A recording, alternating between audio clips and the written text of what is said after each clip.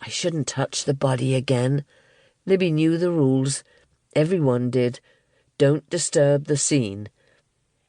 They were still alone. She ought to wait for the police to arrive, but something about the woman's arm, tucked at such an awkward angle into a jacket pocket, nagged at Libby. It wouldn't do any harm just to give it another small nudge, surely. She twitched the sleeve. The arm jerked. Libby gulped, then took a slow breath. It was just rigor mortis. She pulled again harder. The stiff hand popped out of the pocket, rigid fingers pointing to the bleak, wide Somerset sky, and a chunk of plastic tumbled from the jacket. Libby whispered, "Sorry," as though the dead woman could still hear.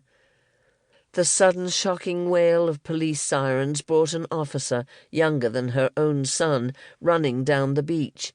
Libby held out one hand as if to protect the body. "Be careful."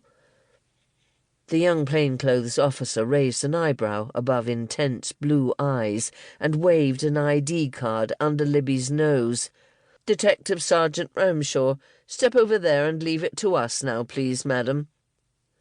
A policewoman in uniform escorted Libby from the beach, leaving the blonde, dead stranger, forlorn, a small plastic ring with a pink stone tumbled beside her on the sand. Coffee and cake. "There's no reason to cancel the meeting." Marina folded her arms, enclosed in the purple sleeves of a wafty silk caftan, across an ample chest. "The police said they'd keep you informed. They'll let you know what they find out." "Yes, but—" Libby wasn't confident the young officer would bother. "No, listen to me." Marina was not the newly retired deputy head of the local primary school for nothing. She understood command. "You need a distraction, Libby, or else you'll worry. I know you." Libby bit back a reply. Marina, leading light of the WI, the Music Society, the Food Fair, and the local History Society, assumed the town's new arrival couldn't make the smallest decision for herself. She'd taken the unsuspecting Libby under her wing and somehow talked her into providing cake for the History Society meetings. "Everyone's sure to love it, dear, and they'll all buy your book." If I ever finish it." Marina waved away such nonsense. Writing a book about celebration cakes, full of photographs, must be the easiest way possible to make a living. "Anyway, you can practice on us." Libby duly supplied a different elaborate confection for each meeting. She had to stand on her own feet, now her husband was dead, and she needed all the publicity she could get.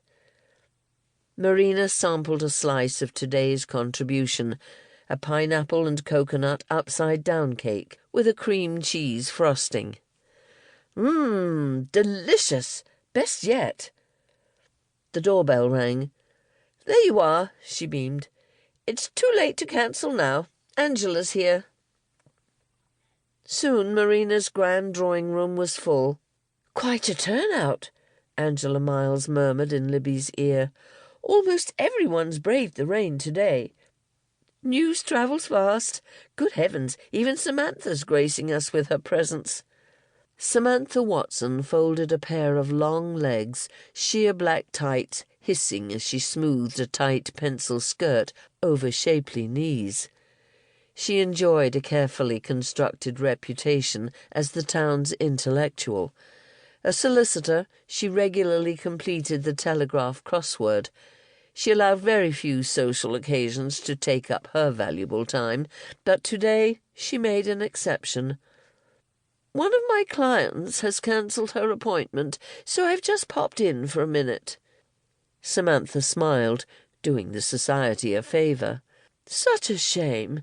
Another tragedy on the beach. More visitors stuck in the mud, I suppose." Allowing Marina to place a slice of cake on her plate, she cut it neatly into tiny squares and popped them, one after another, into a lipsticked mouth, a little pink tongue flicking out to chase stray crumbs. "Quite nice," she pronounced. She allowed her gaze to fall on Libby. "I hear you found the body."